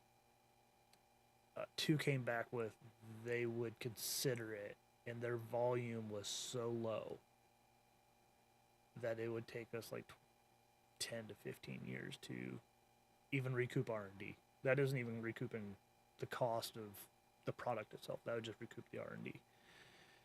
So we decided that at this point we're going to not move forward with it unless we can find another way to justify it. But as of right now, that's just there's not enough demand for it. Even though it seems like it, everybody wants it. But when it comes to the people who would support it, right? I know customers Yeah. want it, but it's the people who's going to support it is the problem.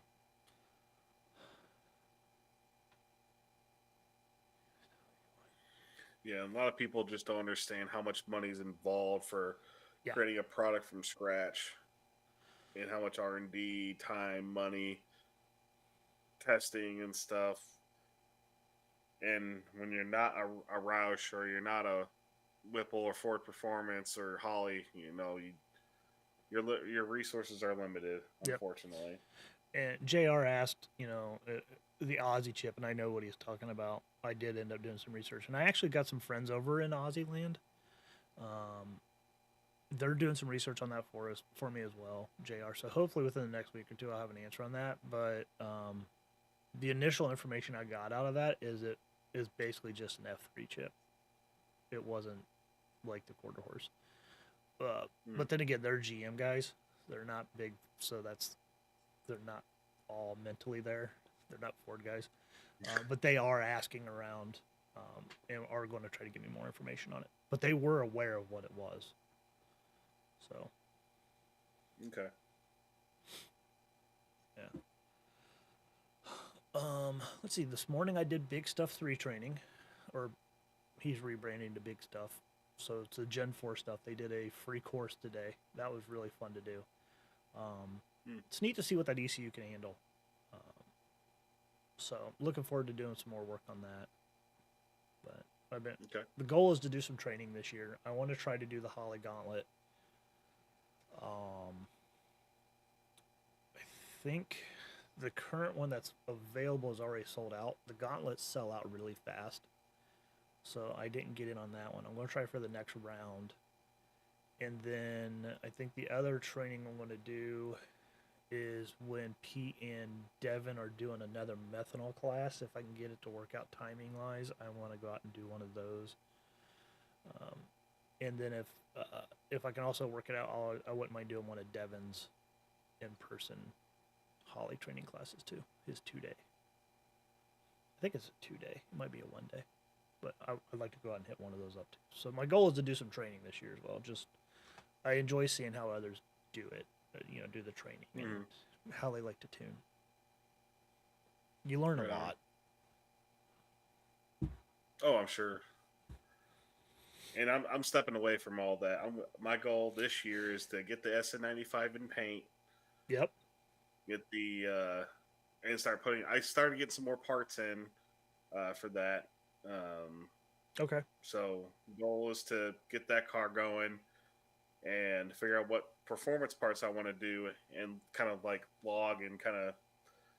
I think I'm going to do our power pipe or NA power pipe and do a before and after dyno. I think I do want to do your adapter on it so I can do a before and after stock ECU versus tuning a stock engine through Holly and your adapter. I think I want to do that and then start maybe going from there. Thought about doing a Kenny Bell because Kenny Bell did have a kit for them back in the day, which they don't make anymore, but the Fox kit looks like it could work if you just modify a couple things. So I might try and do that. I don't know. So the way you can make a Fox kit work on an SN. I figured so. You have to change the front snout. Is it the snout you have to change? The front snout has to change, and then it's the mounting. Is it shorter? Yes. The front snout shorter. Okay, that's what I thought. Okay. All right. Well, there we go. I've modified a few back in the day, even when Kenny Bell still made them. You used to be able to go on the corral. God, I'm going to age myself. And order use Kenny Bell kits off of folks, and get a Kenny Bell off of a Fox for $1,500, right, back in the day. And then you could call up Kenny Bell and say, hey, I need an SN95 snout, and they use the coil bracket on your SN95 to mount the snout as a brace. You could order that stuff. Yeah. It was only like forever ago. It was less than $500, and you basically then had an SN95 kit for cheap. Right. Or just convert the whole front accessory drive to a Fox body, and then you have the appropriate. You can't length of everything. You'll learn quickly. You can't really do that.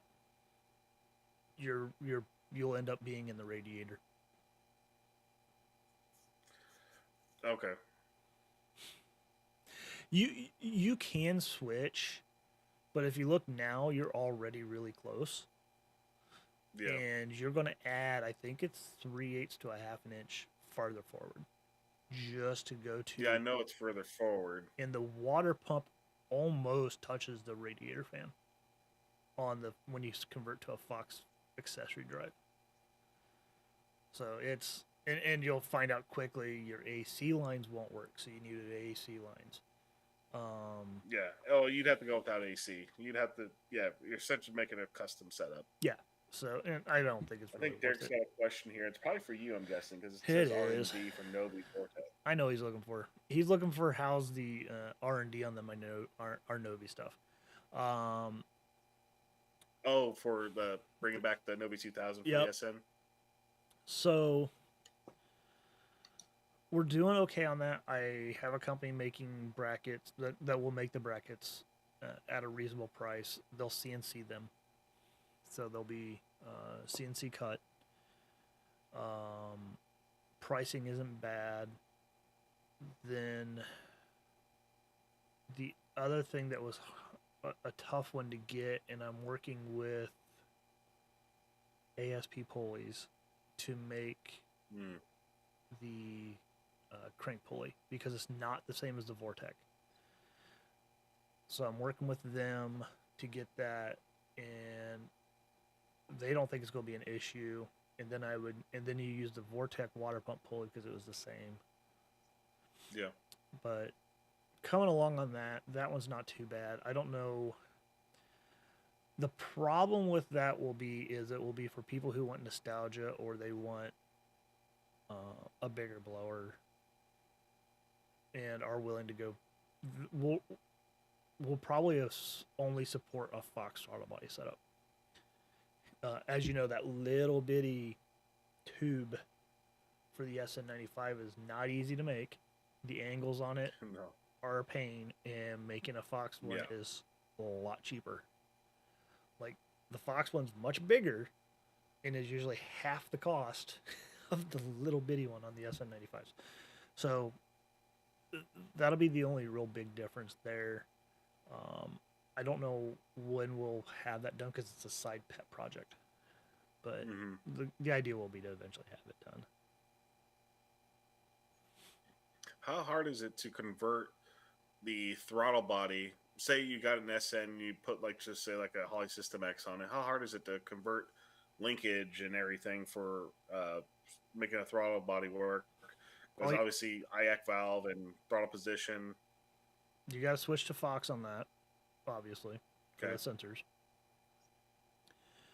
Throttle linkage is pretty easy. You just need Fox. You just need the Fox. Just buy the Fox parts and it just goes right in. Yeah, and if you can find a Fox with cruise control, that cable works too. Okay. Yeah. But yeah, that's all it takes to convert it. It's pretty simple. A lot of people do it. Go S351 style. Yeah, I mean that's actually how Celine did it. They used Fox throttle body cable, Fox cruise control cable. It was all Fox components for that.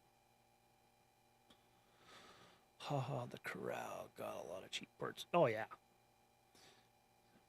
Yeah, send a money order and not worry about it. I think we even talked about that on eBay, like back in the day when I first used eBay. Oh man, you had to send a money order, and it was like 2 weeks before a part would ever show up. Like that was always a blast.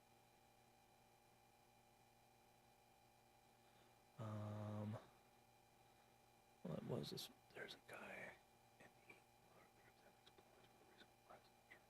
Yeah. My goal this year is to get at least get the SN, get the 94 cover in paint.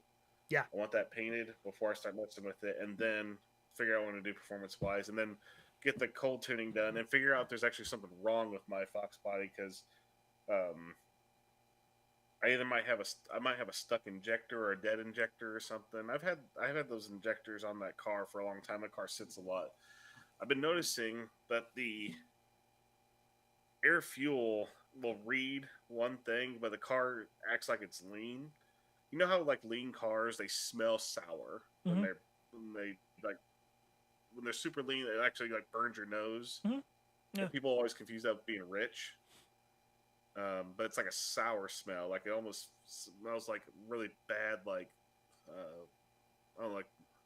it's a kind of really bad chemical smell. It almost smells like. Yeah. That's what my car sometimes smells like. And it's not blowing black smoke like a rich smell, but it's like it'll read like 14.0 on the air fuel, but it's every time I blip the throttle, it starts surging really bad, like a lean condition.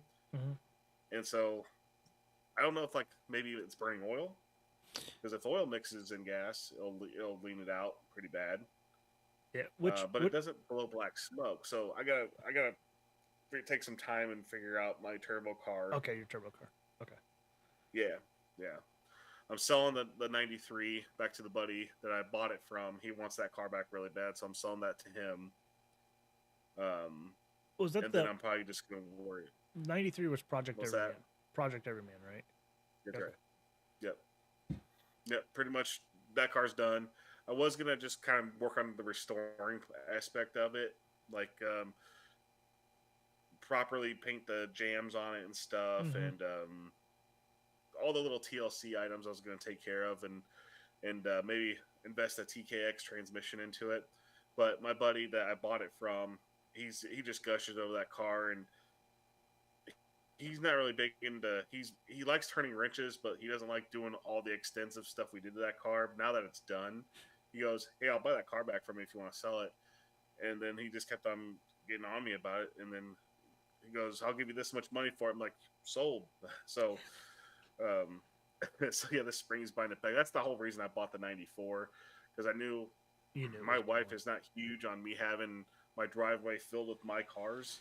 Yeah. Because then she can't get in and out. So it's turning into a used car lot, and that was never the intention. So so the 94, I want that in paint, and I got to figure out the turbo car, and then take a break for a while. Yeah. on the same boat, right? Like Yeah, but you have a spot to store a bunch I of your do. stuff. I'm fortunate that I have places to store a lot of my stuff, and if I didn't have that, Yeah, I'd be in a I lot of don't. trouble. That's where I was falling into a trap, and yeah, Yeah, the other night I was on Marketplace, and she's like, "We don't need another car." I'm like, "No, but it's two cars." She's like, "No, nah." She she's pretty good. It was I almost passed it. I did pass it up, but without passing it up, I got a buddy of mine to buy it. It was on Marketplace. It was in Western Tennessee, and it was a '95 Cobra roller and a like chassis, like no interior, no nothing, and then a '94 GT with no engine trans, but all the interior was there, and it was black oh, leather, and the Cobra was black, would have been black leather, and it was a black Cobra. So, and it was like $2,200 for the pair. So, okay, and then I had a I have a low mileage Cobra engine and trans out of a yep. '95. So he's going to You go probably pick have several. I'm guessing. maybe, and I he's going to run up and go get that after he picks up the pair, and he'll have a complete Cobra, clean title and everything for probably less than six when he's all done, which That's awesome. isn't bad. Now, granted, that chassis had like 150,000 miles on it, but the GT only had like 70. Like it was a really low and the clean interior. Like the leather was still really good. The carpet wasn't like where the gas pedal, gas and brake are, and clutch is usually pretty worn down. That was really good. Um, so he's and all the wiring's good. So he's just gonna basically turn the GT into a drag chassis at that point because he's gonna take everything and put it over in that Cobra, and then Right on. put the engine trans in. He'll be good to go. Right on. Yeah. Um, outside that, man, I don't have any other topics for tonight. Uh, I'll give a minute for the other two because I know there's some delay. See if anybody on the chat's got anything they have questions on, and if not, we might wrap it up. I'll have you stick around for a minute, Okay. but we'll probably Yeah, wrap sure. this up. Yeah, I was just mostly thinking coming into this. I was just thinking about like what do I need to accomplish, or what I want to accomplish this year. What do I need to get set up for the business and stuff like that. And the trends are kind of off. They're thrown off based on the last 3 years of just what's happened because of how weirdly slow December got.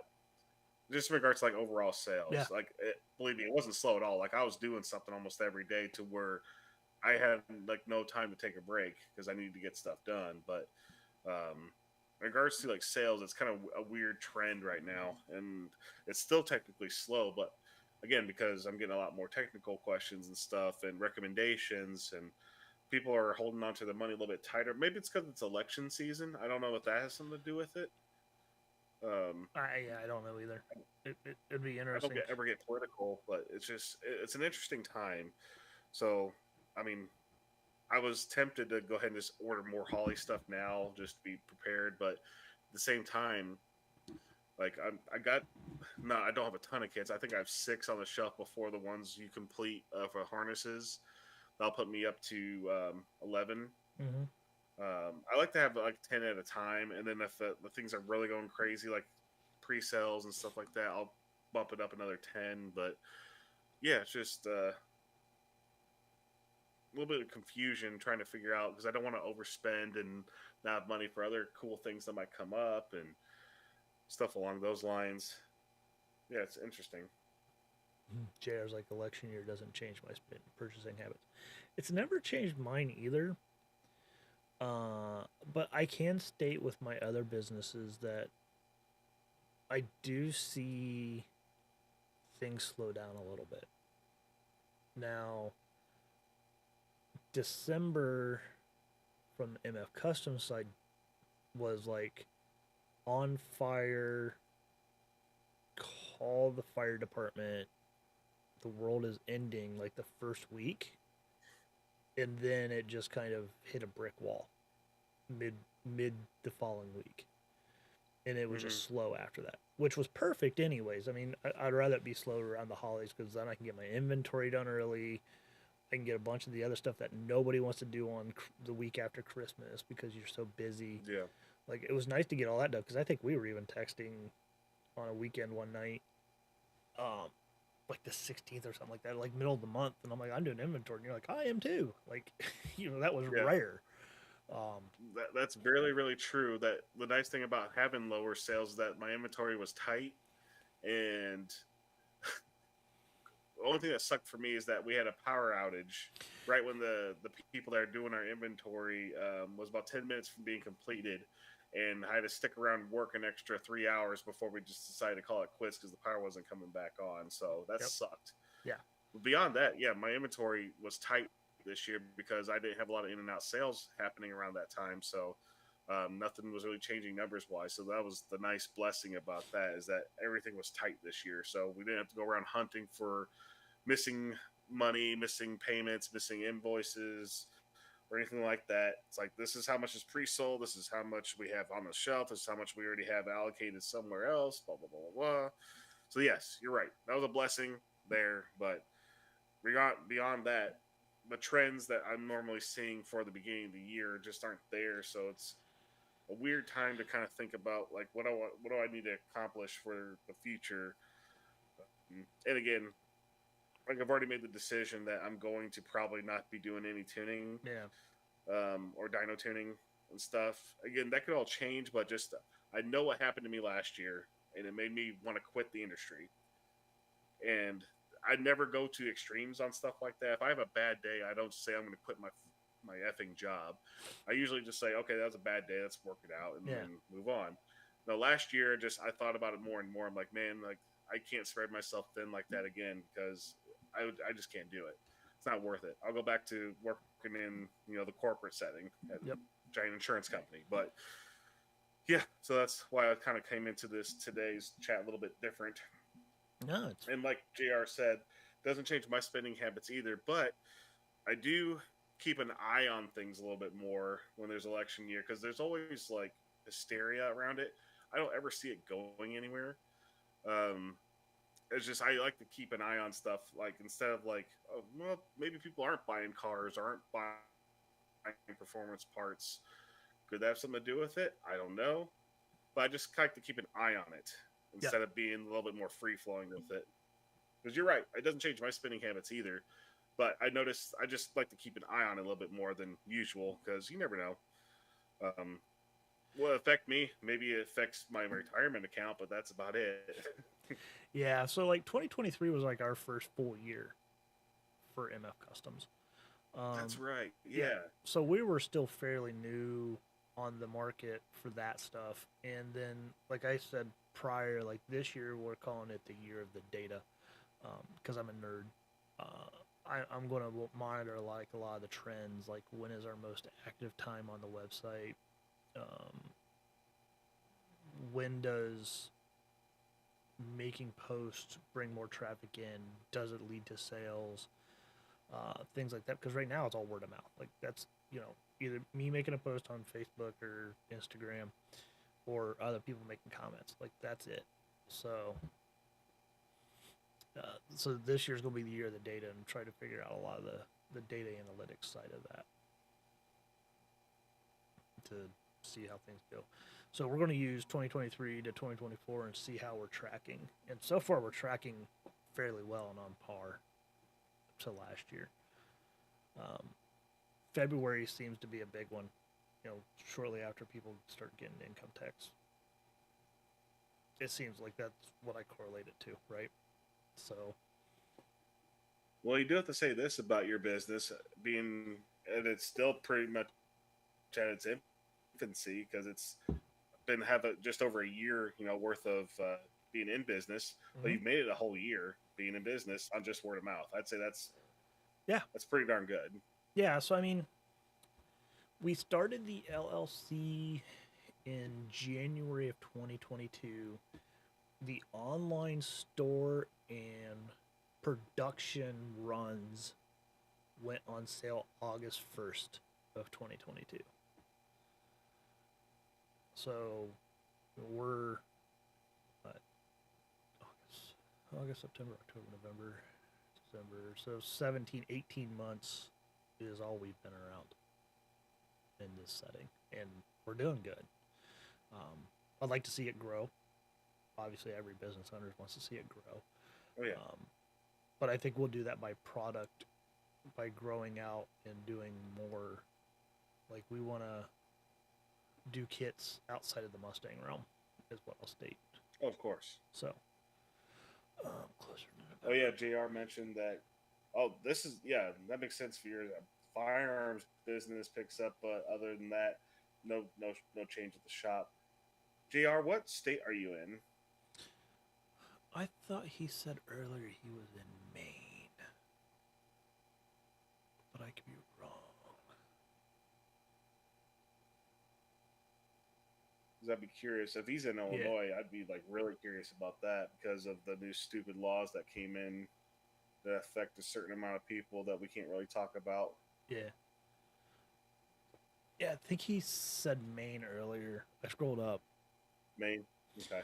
So I'm going to assume that's where he's actually based. Illinois made some changes and. Oh, he's in PA. Oh, he's in PA. Okay, so he's out east. But yeah, that makes sense. Oh yeah.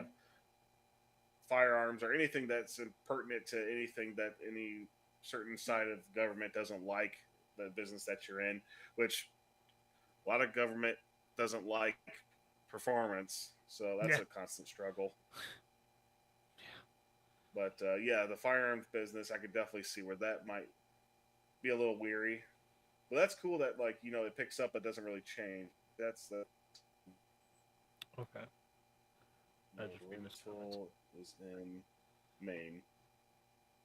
So Danny, you probably know more about his situation then. Yeah, a little bit. We've chatted. Okay. A little. Good dude. Okay. He I think he runs he runs a group on Facebook. I'm trying to remember.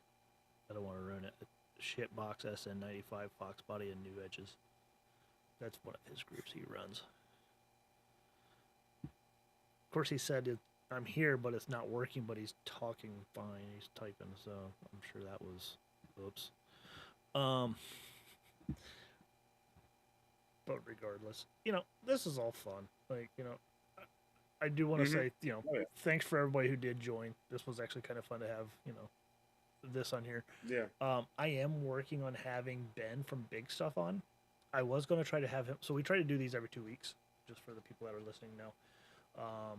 We took kind of a month off for the holidays and everything, but I'm trying to have Ben on from Big Stuff. I tried 2 weeks out, but he's not able to make it. He's going to be flying down to Sick Week for the Dragon Drive event. So I'm going to shoot for 2 weeks after that and have him on, so both of us can talk to him about the Big Stuff ECU, some of the advantages it has, where he sees himself in the market, and just, he's got an SN95 he races. So, some good topics we can talk about there too. But, start bringing some people in too, just to see.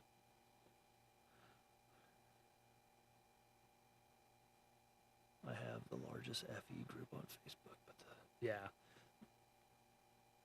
And he doesn't mind if I throw my products over in his one group too, so I throw stuff over there. So he's pretty cool. Well, guys, I'm going to end this. We do appreciate you being on. And till next time. Yep. Take care.